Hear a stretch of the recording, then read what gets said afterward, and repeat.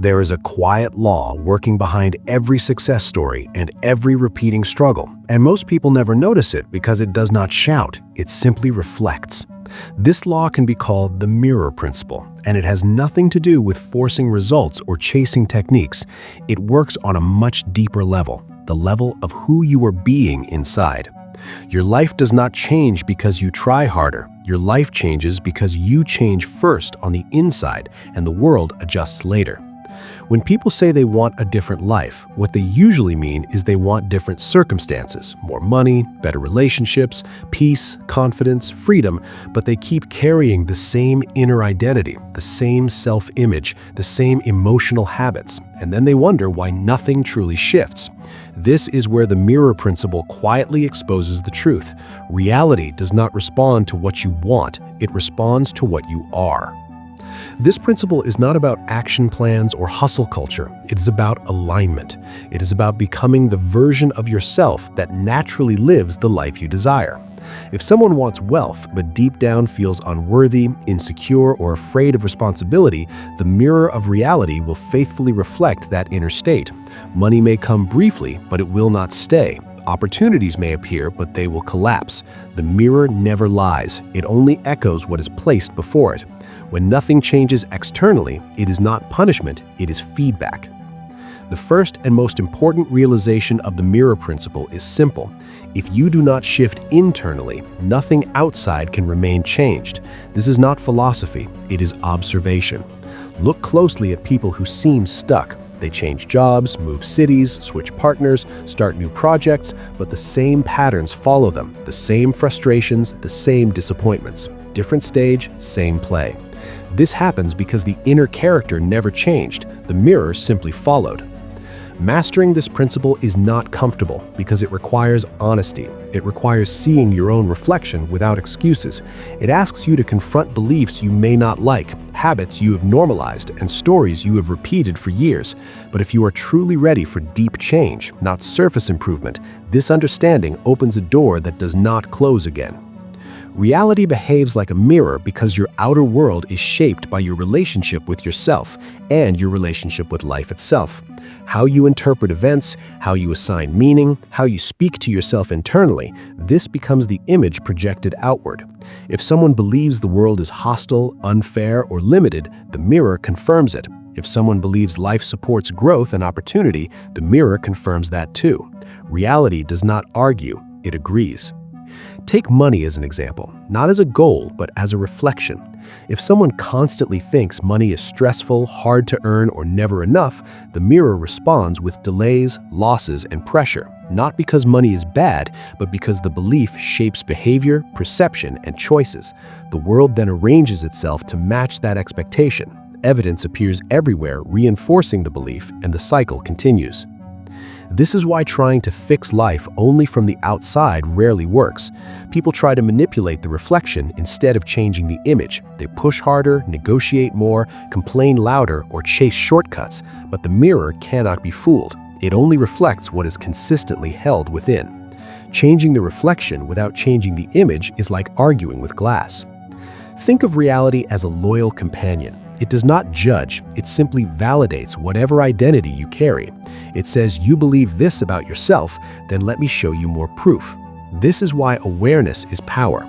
Once you see this mechanism, you stop blaming circumstances and start adjusting the source. Most people today are hypnotized by the outer world. Screens, noise, urgency, endless comparison, attention scattered in 1,000 directions. This disconnects them from their inner state, the place where the image is formed. They react instead of create. They respond instead of choose. The mirror principle invites a return inward, not as escape, but as authorship. The first key to working with this principle is understanding what the mirror actually reflects. It reflects two things: your self-concept and your worldview, how you see yourself and how you see life. If you carry an identity of not being enough, the mirror will confirm limitation. If you carry an identity of capability and learning, the mirror will confirm growth. The mirror always responds to the signal beneath the words. This is why repeating surface affirmations without inner agreement feels hollow. The mirror responds to coherence, not performance. It listens to what you truly assume to be true, not what you wish were true. The image must be lived internally, not recited. To consciously shape your reality, you must design your identity. This does not mean pretending. It means choosing who you are becoming long before evidence appears. Identity is the role you play even when no one is watching. It is how you decide, react, and interpret moments, especially when things do not go your way. Clarity is essential here. A vague desire produces a vague reflection. You must know the direction of your becoming. Imagine a future version of yourself, not in fantasy detail, but in essence, the kind of days you live, the energy you carry, the contribution you make. This future self is calm, capable, grounded, present. Then you ask, who am I being when I live this way? What traits do I embody? What standards do I hold? What do I no longer tolerate? Alongside identity, you must shape worldview. This is how you interpret life events. Do you see obstacles as signs to stop or signals to grow? Do you see timing as punishment or preparation? Your worldview determines emotional response, and emotional response determines behavior. This is why two people can experience the same event and create opposite outcomes. To support this shift, you anchor it through intentional statements, not empty slogans, but reminders that align with your chosen identity. Statements that feel believable yet expansive. Statements that guide attention rather than force emotion. When repeated with presence, they gradually become assumptions. Assumptions shape perception, perception shapes reality.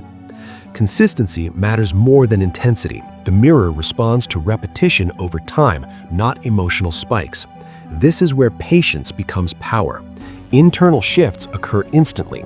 External shifts follow with delay, not because they're denied, but because physical reality moves slower than thought.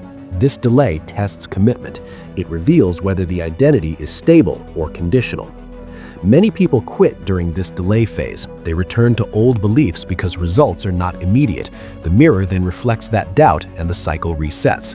Understanding delay removes frustration. It turns waiting into confirmation.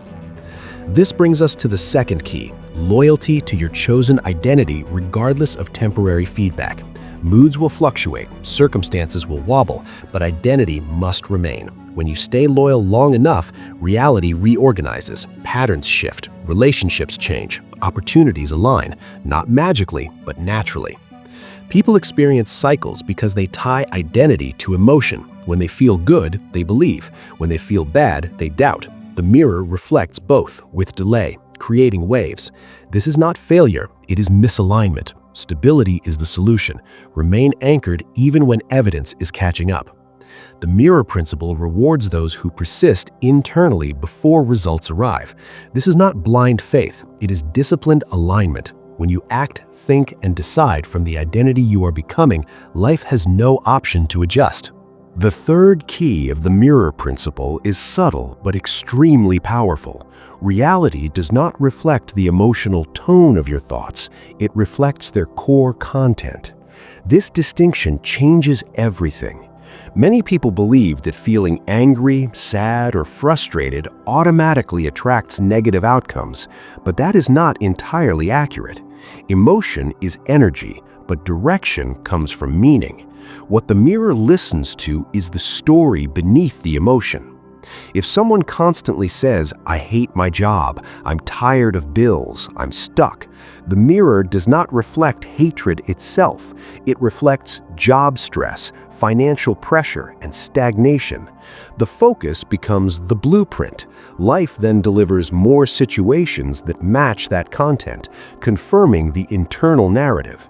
This is why complaining feels justified, but quietly reinforces the very situation being complained about. This is the difference between scarcity and abundance mindsets. Scarcity focuses on what is missing. Abundance focuses on what exists and what is becoming. Both can feel emotional, but only one directs growth. Abundance does not mean denial. It means selective attention, choosing where energy flows. To apply this key, you begin with appreciation, not as positivity theater, but as grounding. You acknowledge what is already working. Health, learning, relationships, skills, progress, no matter how small. This shifts the internal image from lack to capacity, from victim to participant. The mirror responds immediately in subtle ways. Opportunities feel closer, people respond differently, ideas flow more easily. Then you clarify desire, not as desperation, but as direction. What would genuinely improve your life, not impress others? What experiences would bring meaning, contribution, freedom? This clarity gives the mirror something precise to work with. Vague wanting produces weak reflection. Focused intention sharpens reality. As you hold attention on what you want, the gap between current state and desired state begins to close, not instantly, but steadily. Comfort zones stretch, choices change, habits align without force. This is how transformation feels: quiet, natural, inevitable. The fourth and final key is understanding and reversing the mirror cycle. Most people live inside an unconscious loop.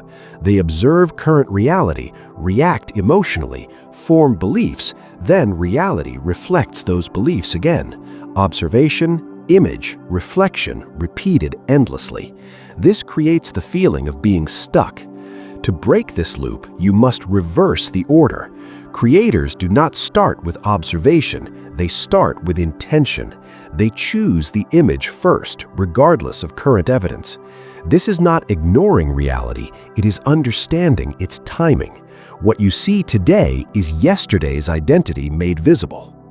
When you choose the image first, you stop letting circumstances define meaning. You decide meaning, then allow circumstances to rearrange. This is the shift from reaction to authorship. The mirror must comply because it only reflects what is consistently projected. After choosing the image, you confirm instead of observe. Confirmation means you look for evidence that supports your chosen identity, no matter how small. A conversation, a coincidence, an insight, a minor win. You acknowledge it and say, "This is working." Confirmation strengthens alignment. Observation without confirmation weakens it. Over time, this creates momentum. Reality begins to echo your internal shift faster. Patterns dissolve, new pathways appear. What once felt impossible becomes normal, not because life changed randomly, but because you did. Many people search for techniques, but transformation is not technical, it is relational. Your relationship with yourself and life determines what is mirrored. When this relationship changes, everything follows. This is not blind belief, it is conscious participation. You become a co-creator instead of a spectator. The mirror of reality has no limits. It responds to clarity, consistency, and commitment. As you walk this path, remember, patience is strength, delay is feedback, and awareness is power. What you choose to be today quietly shapes tomorrow. If you apply these principles sincerely, life will not just improve, it will reorganize itself around who you become. Stay present, stay aligned, and let the mirror do its work. Now, there is one last layer of this mirror principle that ties everything together, and this is where most people either fully step into change or quietly return to old patterns. This layer is responsibility, not blame, but responsibility. Responsibility means realizing that everything you experience is information, not punishment, not reward, but information about alignment. When something feels heavy, repetitive, or draining, it is showing you where the inner image is outdated. When something flows with ease, it shows coherence. Once you truly accept this, you stop fighting life and start reading it. Life becomes a conversation, not a battlefield. Every event asks a silent question. Who are you being right now? And do you still want to be that person? This awareness alone dissolves victimhood because you see that power never left your hands. It was simply operating unconsciously. From this point forward, you no longer wait for motivation. Motivation becomes unnecessary because identity leads action. When you see yourself as someone who grows, you naturally choose growth. When you see yourself as someone who learns, you naturally extract lessons. When you see yourself as someone who creates, you stop asking for permission. The mirror principle does not demand perfection, it asks for honesty. You will still feel doubt sometimes. You will still have days where old emotions surface. This does not mean you failed, it means the system is recalibrating. The key is that you no longer identify with temporary feelings, you identify with chosen direction. When challenges appear, you stop saying, "Why is this happening to me?" and instead ask, "What is this showing me about my current image?" This single shift turns resistance into insight, and insight into evolution. The mirror stops being an enemy and becomes a guide. Over time, something remarkable happens. The outer world starts responding faster. Coincidences increase. People appear at the right time. Opportunities feel natural, not forced. This is not magic, it is alignment. The mirror is no longer correcting you, it is collaborating with you. You realize that confidence is not loud, certainty is not aggressive, and power is not control. True power is coherence. When thoughts, emotions, and actions point in the same direction, reality follows because it has no alternative. This is how ordinary people quietly transform their lives. Not overnight, not dramatically, but permanently. They stop chasing reflections and start shaping images. They stop reacting to yesterday and start choosing tomorrow. If you take nothing else from this message, remember this. Reality is not asking you to become someone else. It is asking you to become yourself, fully, consciously, intentionally. The version of you that already knows where it is going. Once you commit to that identity, even when evidence is still forming, the mirror begins its work. And one day you look around and realize the life you once imagined is now normal. That is the mirror principle working silently, faithfully, and always.